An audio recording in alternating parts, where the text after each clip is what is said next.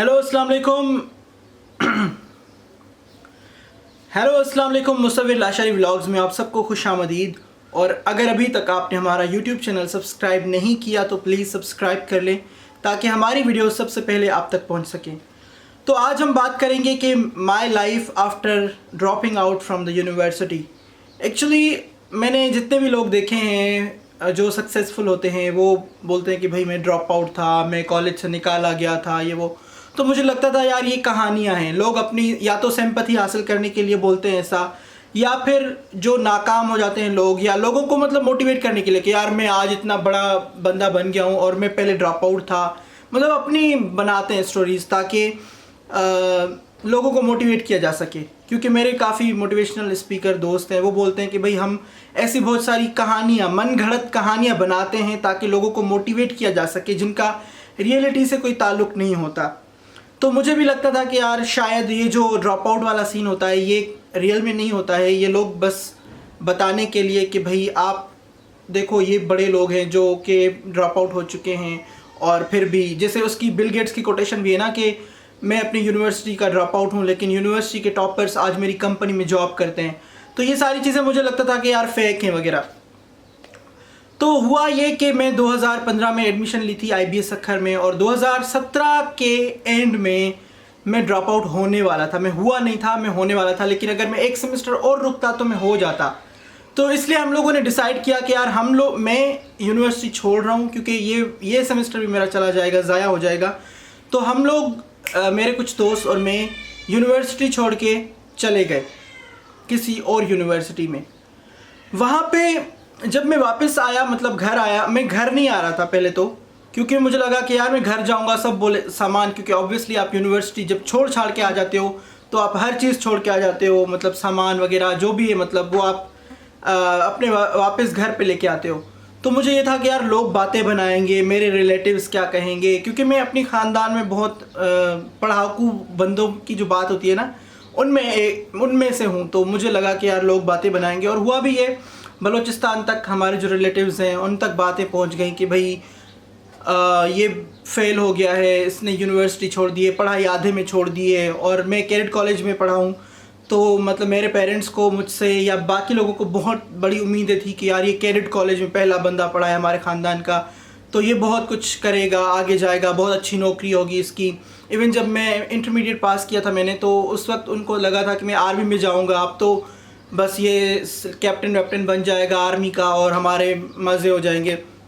But ऐसा कुछ हुआ नहीं।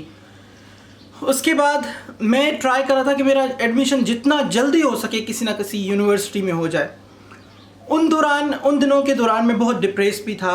मैं आपको वीडियोस दिखाता हूँ कि मैं असल में, आप लोग सोच रहे होंगे, मुझे पहले भी कमेंट आया था कि यार आप रो रहे हो और आप वीडियो बना रहे हो। एक्चुअली मैं जब रोता हूँ मैं चाहता हूँ यार उस लम्हे को कैप्चर करूँ ताकि मैं देख सकूँ, उन लम्हों को मैं दोबारा देख सकूँ, मैं उन लम्हों को, मैं अपने आप को देख सकूँ कि यार ये वक्त था जब मैं इस तरह था, ये वक्त था जब मेरे साथ ये हुआ था। यार ये शायद फिल्म मेकर्स और ये जो वीडियो के शौकीन होते हैं, क्रिएटर्स, शायद उनके बात समझ में आएगी। तो दिस वाज द थिंग। और फिर मैंने काफ़ी वीडियोस भी बनाई थी उन दिनों में। बहुत डिप्रेस था, मतलब मुझे छोटी छोटी बात पे गुस्सा आ रहा था, बिकॉज़ गुस्सा तब आता है जब आप जो चाहते हो वो ना हो रहा हो। और मैं उन दिनों यूनिवर्सिटीज़ में जाने की कोशिश में था कि मुझे कहीं भी एडमिशन मिल जाए।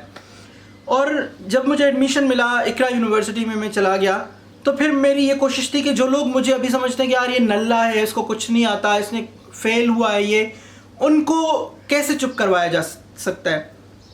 उन दिनों मैंने एक किताब लिखना शुरू की थी, ये काश हम चकोर ना होते। कौन सी बुक पढ़ रही हो? काश हम चकोर ना होते। इस बुक का राइटर कौन है? मुसव्विर लाशारी। ये बुक किस बारे में है? A psychological artistic love story। Seems interesting। Lifestyle change कर देने वाली एक सच्ची कहानी। आप देख सकते हैं, ठीक है, किताब। और किताब जो है वो बहुत बड़ी बात होती है कि लिखना भाई। तो मैंने सोचा शायद इससे लोगों के मतलब जो थॉट्स हैं चेंज हो जाएं मेरे बारे में सब कुछ। और हुआ ऐसा नहीं बिल्कुल भी, क्योंकि जब ये बुक आई थी तो उस वक्त इसका हंगामा तो बहुत हुआ था। मेरे मतलब सारे जितने भी फेसबुक फ्रेंड्स थे, तकरीबन सब नहीं तो कुछ बहुत ज़्यादा लोगों ने इसको एज अ DP लगाया था, व्हाट्सएप पे लगाया था, मतलब इसकी मार्केटिंग बहुत की थी। लेकिन उसके बाद भी क्योंकि बुक हर कोई नहीं पढ़ता, तो इसलिए लोगों को कि यार क्या बुक लिख ली शायद ऐसे ही। काफ़ी लोग तो बोल रहे थे कि गूगल से तो नहीं उठाई, चोरी तो नहीं की, किसी और की तो नहीं है, किसी और से तो नहीं लिखवाई, मतलब कि ऑब्वियसली उनको डाउट्स थे। मैं इतना डिप्रेशन में था जब मैं ये बुक लिख रहा था। तो इसमें एक कैरेक्टर है सर अकरम का कैरेक्टर, यानी प्रोफेसर अकरम का कैरेक्टर। जब मैं उसके डायलॉग्स लिखता था मैं खुद रोता था, और वो इतना इंटेंस कैरेक्टर है कि शायद मैं समझता हूँ कि अगर मैं उस सिचुएशन में ना होता तो मैं ऐसा कैरेक्टर लिख ही नहीं सकता था। हालांकि हासिल जो इसमें कैरेक्टर है वो मतलब मेरी लाइफ ही है, मैं हूँ खुद भी, मैं वैसा भी हूँ, मतलब मैं वैसा ही हूँ आप कह सकते हो। लेकिन जो सर अकरम का कैरेक्टर है वो मैं वैसा बन गया था, क्योंकि वो बिल्कुल डिप्रेस्ड एक कैरेक्टर है। लेकिन जो डिप्रेशन में वो जो डायलॉग्स निकले थे ना, आप जब पढ़ेंगे ना आप कहेंगे कि आप खलीलुर रहमान कमर के टक्कर के डायलॉग हैं। और तभी मैं इसको बहुत वो करता था कि यार मैं इतनी अच्छी बुक कैसे लिख गया। वो असल में उसमें जो थे ना डायलॉग्स वो मुझे डिप्रेशन की वजह से आ रहे थे। मैं जब रोता था मुझे रोना आता था। सुबह को एक दिन मैं बैठा हुआ था, मैं सुबह के टाइम लिखता था ज़्यादातर। मैं सुबह के टाइम ही काम ज़्यादा करना अच्छा फील करता हूँ, क्योंकि वो बड़ा रिफ़्रेशिंग सा और बड़ा प्यारा माहौल होता है। आजकल जो मैं ड्रामा बना रहा हूँ वो भी सुबह के टाइम ही बनाता हूँ। तो एक दिन अम्मी मेरे पास चाय लेकर आई तो मैं रो रहा था। अम्मी परेशान हो गई, इसको क्या हो गया सुबह सुबह उठ के और रो रहा है और लिख भी रहा है कुछ। तो उन्होंने मुझे कहा कि क्या हुआ। मैंने कहा कुछ नहीं, बस ऐसे ही रोना आ रहा है मुझे। तो बोले नहीं मुझे बताओ, किसने तुम्हें कुछ कहा है, तुम्हें कोई परेशानी है, ये है वो है। मैंने कहा नहीं ऐसी कोई बात नहीं। अब देखें एक बुक है, उनको पता भी नहीं कि बुक लिख रहा है क्या लिख रहा है, बस लिखता जा रहा है, शायद डायरी लिख रहा है। तो आप लोगों को और दूसरी कहानी अंदर जो चल रही है वो किसी और को नहीं पता होती। राइटर एक मुश्किल जॉब इसलिए भी है कि वो आपके अंदर चीज़ें चल रही होती हैं। और मैं इस बुक में इतना इन्वॉल्व हो गया था कि मैं हर वक्त सोचता था यार नहीं इसकी शादी इससे करवा देता हूँ, इसको ये डायलॉग बोल देता हूँ, इसको ये करवा देता हूँ। तो मैं एंगेज तो हो गया था खुद ही, लेकिन मुझे डिप्रेस्ड।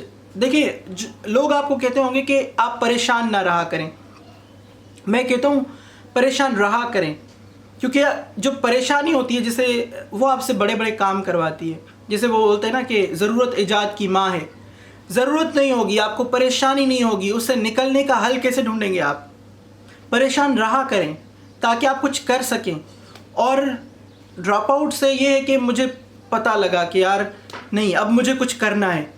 वो जो आपकी जो ड्रॉप आउट या जो आपकी नाकामी होती है ना वो आपको स्पीड अप करती है। आप चाहते हो कि यार जो मुझ पे एक दाग लगा है उसको जल्दी से जल्दी धोया जा कैसे धोया जाए। वो जो दाग धुलने का जो प्रोसेस होता है वो आपकी सक्सेस होती है।